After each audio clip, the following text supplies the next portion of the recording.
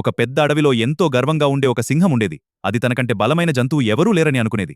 హహ, ఈ అడవిలో నేనే రాజును. ఒకరోజు చిన్న ఎలుక ఆడుకుంటూ పొరపాటున సింహం మీదికి ఎక్కింది. అయ్యో క్షమించండి సింహరాజా.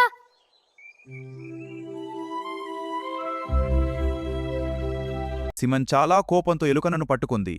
నన్ను నిద్రలేపడానికి నీకు ఎంత ధైర్యం?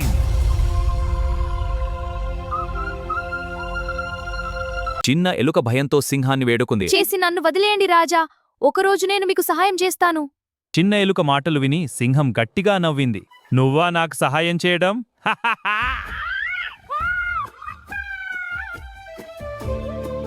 కొన్ని రోజుల తర్వాత సింహం వేటగాడి వలలో చిక్కుకుంది.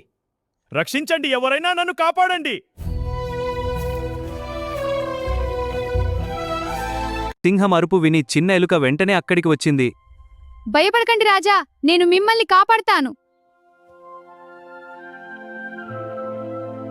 చిన్న ఎలుక తన పదునైన పళ్లతో వలను కొరికింది.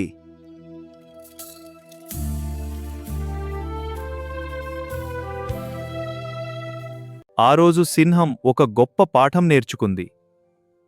చిన్నవారిని ఎప్పుడూ తక్కువ అంచనా వేయకూడదు.